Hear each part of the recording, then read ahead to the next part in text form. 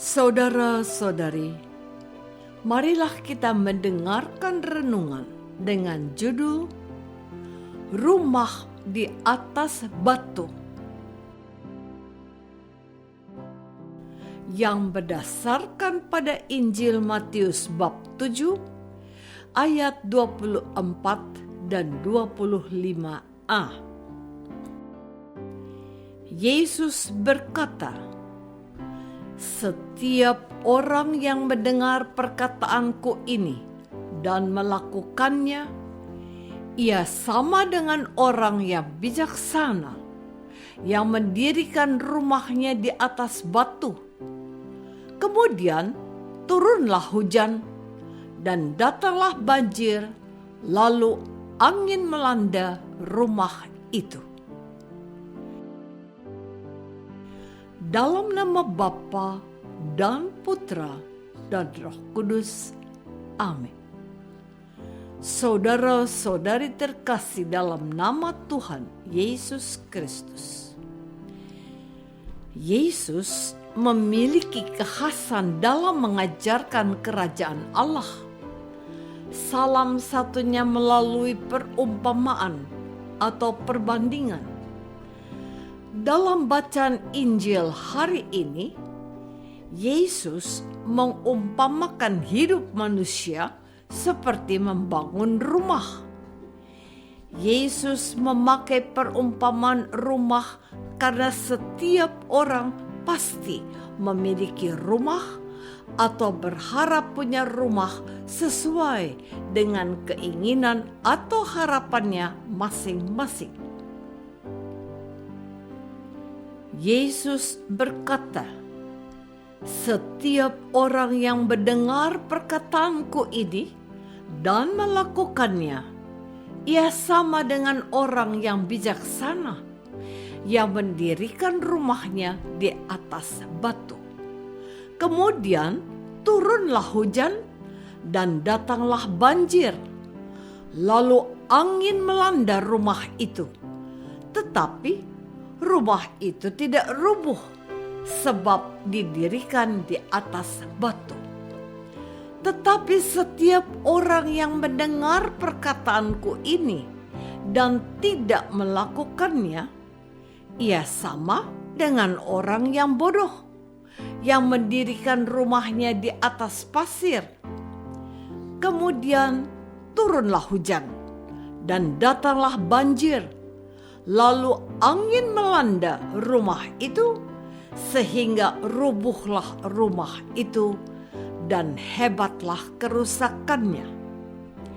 Lewat perumpamaan ini, Tuhan Yesus hendak sifat manusia dalam dua kelompok besar.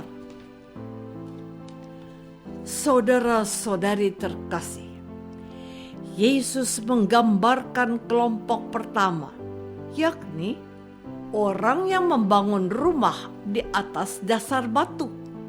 Sebab mereka mendengar sabda Allah dan melakukannya. Dari perkataan Yesus ini, kita melihat kenyataan saat membangun rumah.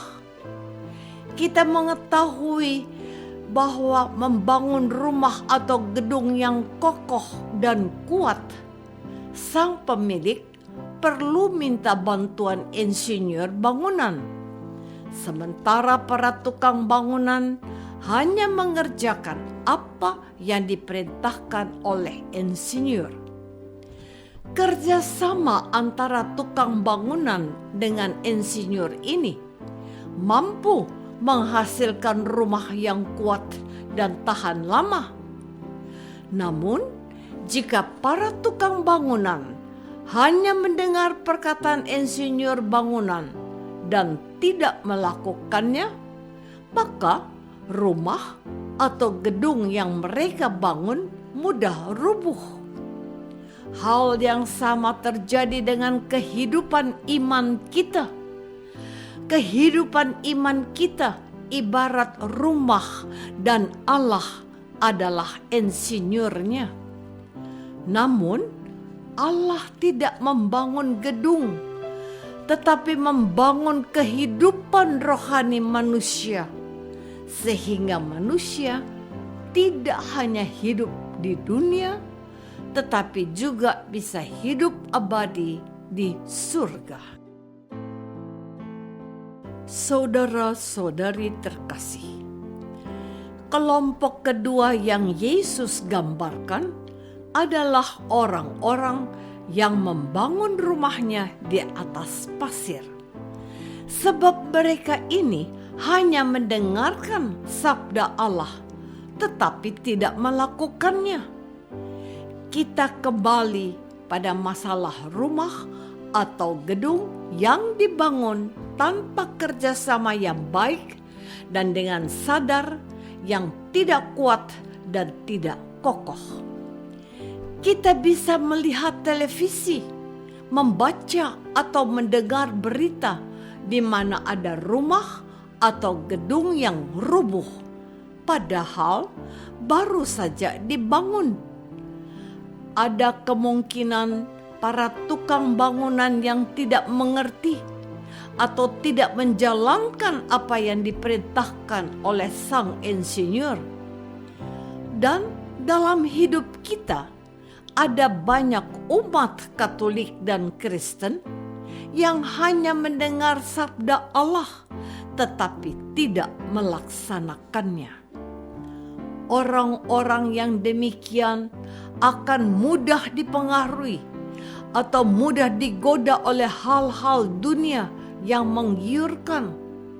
Maka tidak mengherankan bila kita mendengar atau menyaksikan para pengikut Yesus yang dengan gampang meninggalkan imannya kepada Tuhan Yesus dan mengikuti ajaran lain yang belum pasti kebenarannya. Ada pula umat Kristiani yang meninggalkan imannya supaya bisa menikah atau memiliki peluang naik pangkat. Saudara-saudari terkasih, hidup kita dari tahun ke tahun makin berat dan sulit.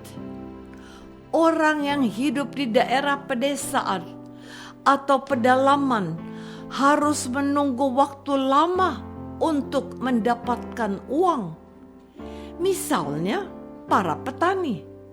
Mereka hanya menunggu berbulan-bulan untuk bisa menikmati hasil panen. Dari hasil panen, entah padi, jagung, bawang, atau tanaman lain, mereka terlebih dahulu menjualnya baru mendapatkan uang. Namun terkadang saat mau panen, tiba-tiba muncul hama yang membuat hasil panen gagal. Jika gagal, para petani itu harus menunggu lagi selama beberapa bulan ke depan. Padahal setiap hari mereka harus makan dan minum. Belum lagi membayar sekolah atau kuliah anaknya, atau membeli obat jika mereka sakit. Sementara yang hidup di kota pun mengalami masalah di mana harga kebutuhan pokok yang tidak stabil. Kita belum selesai dengan masalah virus corona. Lalu tumbuh masalah lain, yakni masalah ekonomi. Dalam keadaan inilah kita bisa tertekan, pusing, linglung, bahkan jadi tidak waras. Tetapi kalau hidup kita didirikan di atas batu dengan mendengar dan melaksanakan sabda Allah, maka kita bisa menjalani hidup yang kian berat dan sulit. Apakah selama ini kita sudah hidup di atas dasar batu dengan mendengarkan sabda Allah dan dengan tekun melaksanakannya? Marilah kita berdoa. Tuhan Yesus Kristus, Engkau mengajarkan kami membangun hidup di atas batu dengan mendengar dan melaksanakan sabdamu. Sebab dengan melaksanakan sabdamu, kami kuat dan tabah dalam menghadapi segala godaan dan cobaan, serta membawa kami menuju hidup kekal. Doa ini kami persembahkan dalam nama Yesus, Tuhan dan pengantara kami. Amin. Semoga kita semua selalu dinaungi dan dibimbing oleh berkat Allah yang Maha Kuasa, Bapa dan Putra dan Roh Kudus. Amin.